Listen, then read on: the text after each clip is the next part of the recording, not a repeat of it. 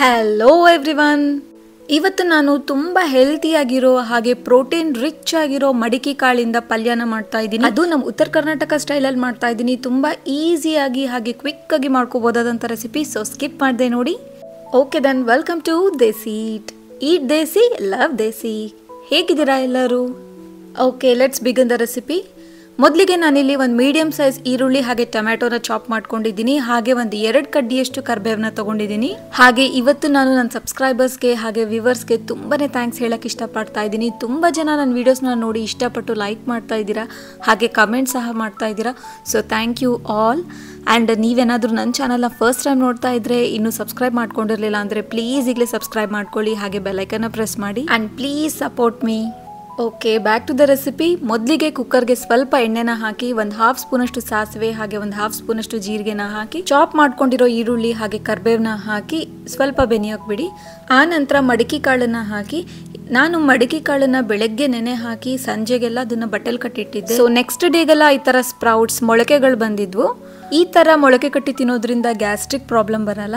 Okay, ಮಡಿಕೆ ಕಾಳು ಹಾಕಿದ ನಂತರ ಇದಕ್ಕೆ ಒಂದು 1/2 ಸ್ಪೂನಷ್ಟು ಅರಿಶಿನ ಪುಡಿ ಹಾಗೆ ಒಂದು 2 ಸ್ಪೂನಷ್ಟು ಖಾರದ ಪುಡಿ ಹಾಗೆ ರುಚಿಗೆ ತಕ್ಕಷ್ಟು ಉಪ್ಪನ್ನ ಹಾಕಿ ಒಂದ್ಸಲ ಚೆನ್ನಾಗಿ ಮಿಕ್ಸ್ ಮಾಡ್ಕೊಳ್ಳಿ.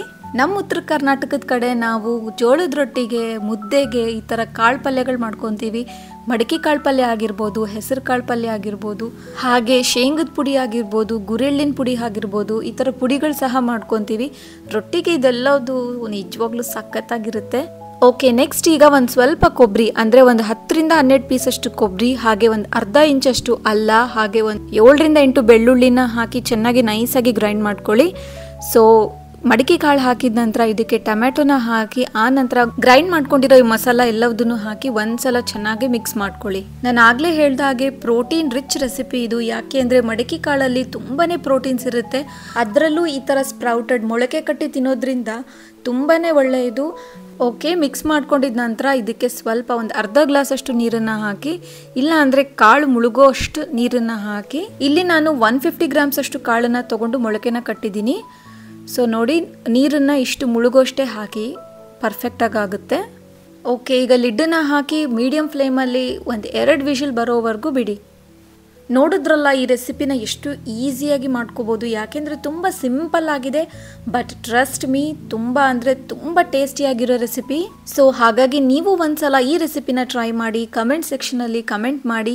ಸೊ ಈ ನಿಮ್ಮ ಕಮೆಂಟ್ಸ್ ಹಾಗೆ ಲೈಕ್ಸ್ ನನಗೆ ತುಂಬ ಅಂದರೆ ತುಂಬಾ ಎಂಕರೇಜ್ಮೆಂಟ್ ಕೊಡುತ್ತೆ ಇನ್ನೂ ಡಿಫ್ರೆಂಟ್ ವೆರೈಟೀಸ್ ಆಫ್ ರೆಸಿಪೀಸ್ನ ಮಾಡೋಕೆ. So please encourage me and support me. Okay, 2 whistle ಆಗಿದೆ. ಸೊ ಕುಕ್ಕರ್ ಓಪನ್ ಮಾಡಿದ್ದೀನಿ. Wow, trust me, I square ಸಖತ್ತಾಗಿ ಬರ್ತಾ ಇದೆ ಫ್ಲೇವರ್ ಮಾತ್ರ. ನಿಜವಾಗ್ಲೂ ನೀವು ಒಂದ್ಸಲ ಟ್ರೈ ಮಾಡಿ. ಓಕೆ, ಒಂದ್ಸಲ ಮಿಕ್ಸ್ ಮಾಡ್ತಾ ಇದ್ದೀನಿ. ಸೊ ನೋಡಿ, ನೀರು ಸಹ ಎಷ್ಟು ಪರ್ಫೆಕ್ಟಾಗಿ ಆಗಿದೆ ಆ್ಯಂಡ್ ನೋಡ್ತಾ ಇದ್ರೆ ಗೊತ್ತಾಗುತ್ತೆ ಪರ್ಫೆಕ್ಟಾಗಿ ಬೆಂದಿದೆ ಸಹ. ಓಕೆ, ಇದಕ್ಕೆ ಫೈನಲ್ ಆಗಿ 1 ಸ್ಪೂನಷ್ಟು ಧನಿಯಾ ಪುಡಿನ ಹಾಕಿ ಹಾಗೆ ಸ್ವಲ್ಪ ಕೊತ್ತಂಬರಿ ಸೊಪ್ಪನ್ನ ಚಾಪ್ ಮಾಡ್ಕೊಂಡು ಹಾಕಿ ಆ್ಯಂಡ್ ಫೈನಲ್ ಮಿಕ್ಸ್ನ ಮಾಡ್ಕೊಳ್ಳೋಣ. ಸೊ ಇವತ್ತಿನ ರೆಸಿಪಿ ಮಡಿಕೆ ಕಾಳಿನ ಪಲ್ಯ ರೆಡಿ ಇದೆ. ಆ್ಯಂಡ್ ಇವತ್ತಿನ ರೆಸಿಪಿ ನಿಮ್ಮೆಲ್ಲರಿಗೂ ಇಷ್ಟ ಆಗಿದ್ದರೆ ಪ್ಲೀಸ್ ಲೈಕ್ ಮಾಡಿ, ಹಾಗೆ ನಿಮ್ಮ ಫ್ಯಾಮಿಲಿ ಆ್ಯಂಡ್ ಫ್ರೆಂಡ್ಸ್ ಜೊತೆ ಶೇರ್ ಮಾಡ್ಕೊಳ್ಳಿ. ಹಾಗೆ ಟ್ರೈ ಮಾಡಿದ್ರೆ ಕಮೆಂಟ್ ಮಾಡಿ. ಆ್ಯಂಡ್ ಇನ್ನೂ ಸಬ್ಸ್ಕ್ರೈಬ್ ಬಟನ್ ಮೇಲೆ ಕ್ಲಿಕ್ ಮಾಡಿರಲಿಲ್ಲ ಅಂದರೆ ಪ್ಲೀಸ್ ಈಗಲೇ ಕ್ಲಿಕ್ ಮಾಡಿ. ಆ್ಯಂಡ್ ಈ ರೆಸಿಪಿ ನಿಮ್ಗೇನಾದರೂ ತುಂಬಾ ಇಷ್ಟ ಆಗಿದ್ದರೆ ಸೇವ್ ಇಟ್ ಫಾರ್ ಲೇಟರ್. ಈ ಧನಿಯಾ ಪುಡಿ ಹಾಗೆ ಕೊತ್ತಂಬರಿ ಸೊಪ್ಪು ಎಲ್ಲ ಹಾಕಿದ ನಂತರ 1 ನಿಮಿಷ ಲೋ ಫ್ಲೇಮಲ್ಲಿ ಬನಿಯಕ್ಕೆ ಬಿಡಿ. ಸೊ ನೋಡಿ, ಎಷ್ಟು ಪರ್ಫೆಕ್ಟಾಗಿ ತುಂಬ ಚೆನ್ನಾಗಾಗಿದೆ ಆ್ಯಂಡ್ ಪರ್ಫೆಕ್ಟಾಗಿ ಬೆಂದಿದೆ ಸಹ. ತೋರಿಸ್ತೀನಿ ನಿಮಗೆ ನಾನು.